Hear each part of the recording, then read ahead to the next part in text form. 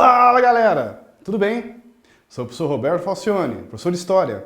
E em nome da editora Sai Digital, sejam todos bem-vindos a mais uma aula de História. Nós vamos fechar aquele capítulo lá, ó, Era Vargas. Viram na aula passada o governo provisório e o governo constitucional? Nessa aula vamos ver o Estado Novo e participação do Brasil na Segunda Guerra Mundial. Sejam todos bem-vindos e vamos lá, bom estudo para todos nós. Primeiro slide, Estado Novo. Vamos analisar o período do Estado Novo desde o plano Cohen. É fake news, primeiros fake news da história do Brasil. As principais características e participação do Brasil na Segunda Guerra Mundial nesse contexto. Vamos entender a consolidação das leis trabalhistas criada pelo decreto 5.452, de 1º de maio de 43, e sancionada pelo presidente Getúlio Vargas durante o período do Estado Novo. 2 anos antes, em 41, Vargas havia assinado a criação da Justiça do Trabalho no mesmo local e no mesmo dia de ano. O que entendemos como Estado Novo? O que é o Plano Cohen? Uma das principais características desse período, Getúlio Vargas cria um governo altamente autoritário, chamado período de ditadura. Ditadura. Aí, agora focou aqui. O Estado Novo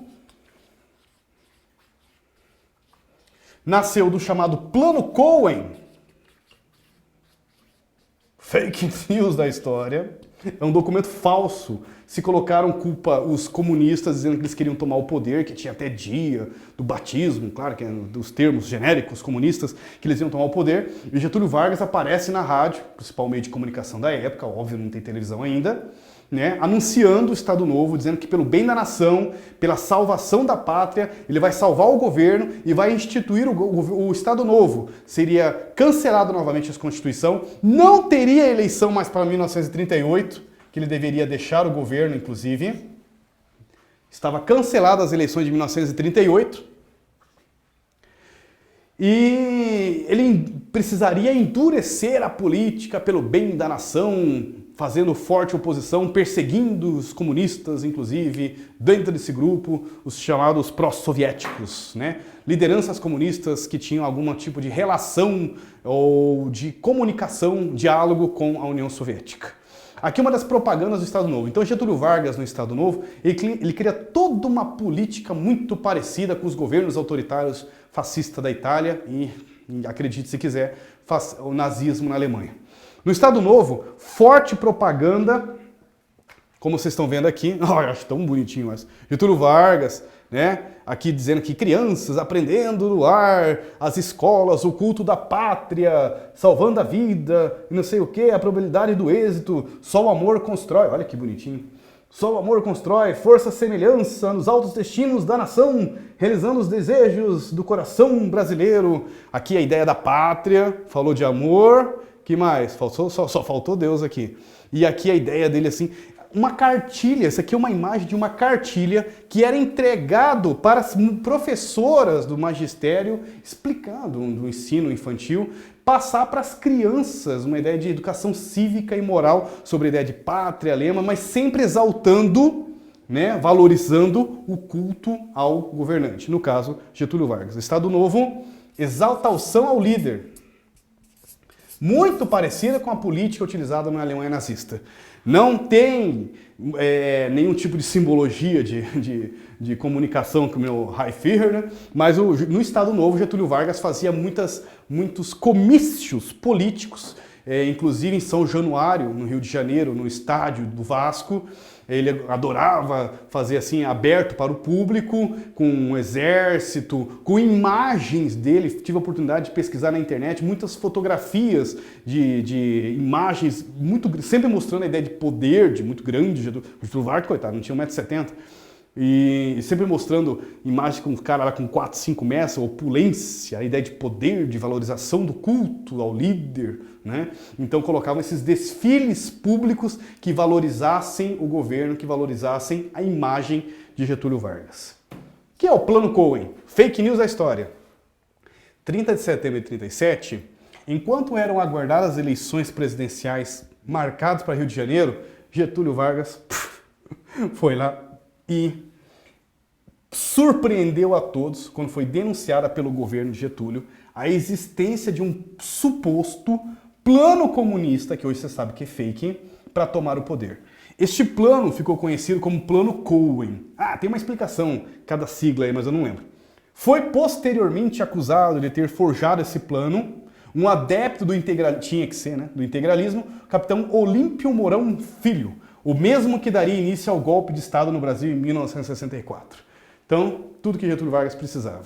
Ameaça comunista, nomes, plano, fake, pronto.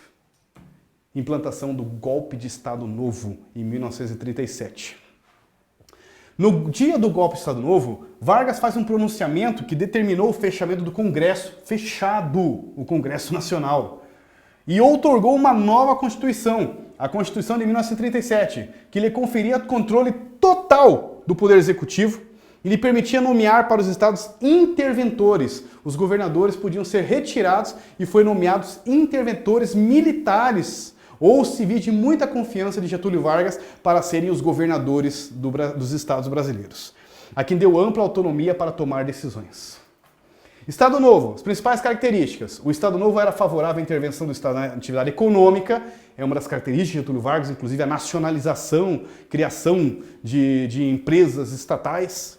Os partidos políticos foram extintos em 2 de dezembro de 1937, só ficou então, nenhum partido, nem o unipartidarismo não existiu. Bandeiras de estados federados foram queimadas, olha que interessante, como se nada pode ficar acima do governo federal. Então os governos dos estados foram queimados, uma espécie de um ritual de cerimônia, dizendo assim, olha, nada acima do governo central. Então os governos estaduais, as autonomias acabaram e vamos viver um único governo, a ideia de uma nação única e unida. Olha a jogada do cara.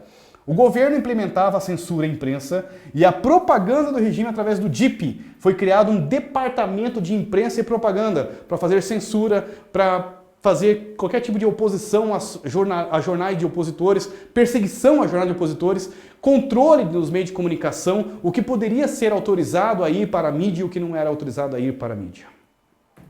Mas daí estoura a Segunda Guerra Mundial em 1939, Getúlio Vargas mostrando a habilidade novamente. De 39 até 42 ele conseguiu manter o Brasil neutro, acredite se quiser. Não estava nem do lado dos Estados Unidos, nem dos aliados, da França, a Inglaterra, nem do lado do eixo da Alemanha e da Itália fascista. Ele manteve-se neutro e vendia produtos, principalmente alimentícios, suprimentos, produtos enlatados para a Alemanha nazista durante a guerra, como vendia látex para os Estados Unidos, né, da produção seringueira, a extração de borracha do Brasil nesse período para a fabricação de pneus, somente pneus militares, que estava a produção armamentista nesse período, essa produção militar desse período.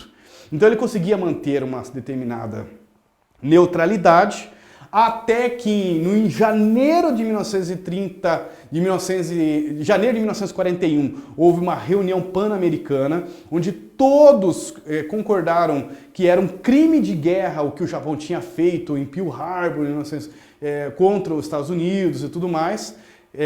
Ficou uma situação muito delicada. A Alemanha começou a bombardear, a partir de fevereiro, vários navios brasileiros. Por isso essa imagem, né, assinado, abrindo caminho para a vitória. Aparece Brasil em Guerra, 10 de novembro de 1943.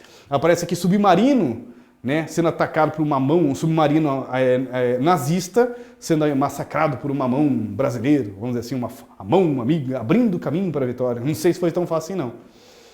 O DIP, aqui do lado, Departamento de Imprensa e Propaganda, olha que interessante. Brasil em Guerra, 43, submarinos nazistas, inclusive naufragaram vários navios brasileiros, não somente na costa brasileira, mas também em alguns outros lugares. Segunda Guerra Mundial, então o Brasil vai ter que ir para a guerra. Depois que esses navios foram naufragados, em agosto Getúlio Vargas anuncia a declaração de guerra contra a Alemanha nazista. Principalmente pressionado pelas forças norte-americanas que falam assim, olha, você vai ter que decidir, tá junto com os aliados ou você tá com o eixo? Se tiver com o eixo, nós já estamos preparados para invadir o Brasil também. E o Brasil ficou assim, né? O Getúlio lá, tá bom, vamos conversar aqui. Em represália, a Alemanha e a Itália estenderam sua guerra submarina às nações americanas, signatárias de tal solidariedade diplomática para com os Estados Unidos, entre elas o Brasil. A tensão entre Brasil e as potências europeias do eixo aumentou ao longo do ano de 42, com os submarinos do eixo afundando navios mercantes brasileiros e Força Aeronaval Brasileira atacando tais submarinos em retaliação. Resultado, o Brasil tem 2 anos para se preparar e enviar uma força expedicionária para missões na Itália, para participar e provar que realmente está do lado dos aliados. O Brasil não estava preparado para a guerra, o exército não tinha uma estrutura a nível dessa envergadura de Segunda Guerra Mundial. A aliança e uma aproximação diplomática com os Estados Unidos para produção militar, equipamentos simples, até mesmo vestimenta militar, botina norte-americana vieram para cá para armar e preparar 25.800 e alguma coisa soldados brasileiros que vão para a guerra. São chamados de Força Expedicionária Brasileira. Não tem navios também americanos, aviões Thunderbolts ingleses que vão preparar a Força Aeronáutica Brasileira, a FAB, e daí, famosa imagem, a cobra vai fumar. Força Expedicionária Brasileira, 2 anos de treinamento para em 44. Ah, mas a guerra está acabando. Não, mas não é bem por aí não, pessoal. São missões difíceis, Monte Castelo, Montese, Castelo Nuevo. E são regiões ainda tomadas, cidades, regiões tomadas por nazistas. Por mais que você vai enfrentar efetivos militares nazistas menores, mas é difícil, é o risco da guerra. Teve pouca baixa, desses 25.800, apenas 490, quase 500 morreram na Segunda Guerra Mundial. Para a Segunda Guerra Mundial, que nós estamos falando de uma cifra de 60 milhões de pessoas mortas, você está com um efetivo de 25 mil, perder 500 é considerado muito pouco, ainda bem. E por que a cobra vai fumar, professor? Ah, tem 2 lendas. A primeira é a seguinte, falava-se, antes de Getúlio Vargas anunciar que o Brasil ia para a guerra, que o Brasil não entra para a guerra. Diz que falavam assim, né? Esses ditos assim de bares, de rua, falavam assim, o Brasil não vai para a guerra, mas nem que a cobra fumasse. Eu já vi outra lenda dizendo o seguinte, olha, agora o Brasil vai para a guerra. E agora? E agora que a cobra lá vai fumar. Eu quero ver a gente indo para a guerra.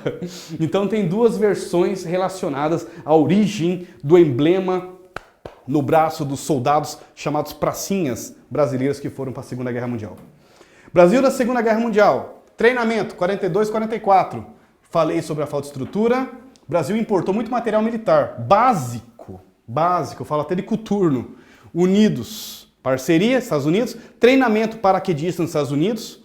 Foi criado, inclusive, um porta-aviões, um sistema de pouso de aviões americanos aqui na região do Nordeste, americano. Aviões Thunderbolts P-47 vão preparar aqui a esquadra brasileira da Força Aeronáutica. Navios americanos levam soldados em embarque 2 de junho e as missões deles, libertar Monte Castelo, Castelo Nuevo, Montese. São missões difíceis, nós estamos falando de uma Segunda Guerra Mundial. Mas está em 44.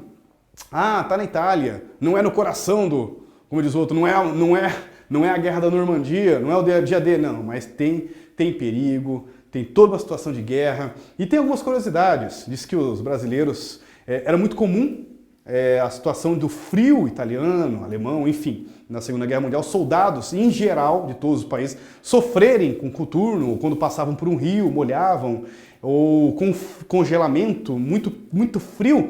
Tinha problemas, inclusive, assim, de histórias de soldados que perdiam dedos, enfim, que tinham que fazer toda uma cirurgia, inclusive, e acabavam saindo fora da guerra.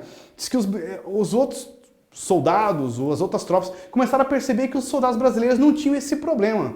Aí foram perceber que era comum o brasileiro, parava a esquadra, parava ali a legião, parava ali o grupo da força, da tropa, a infantaria ia descansar, como é autorizado, eles tiravam o coturno, erguiam o pé para cima, davam aquela relaxada e começaram a perceber que essa prática tão simples do brasileiro resolvia muito da situação, inclusive dos gangrenar, como acontecia com os dedos dos soldados, o dedo dos pés dos soldados das outras tropas também. Então tá aí uma curiosidade aí também das características dos soldados brasileiros.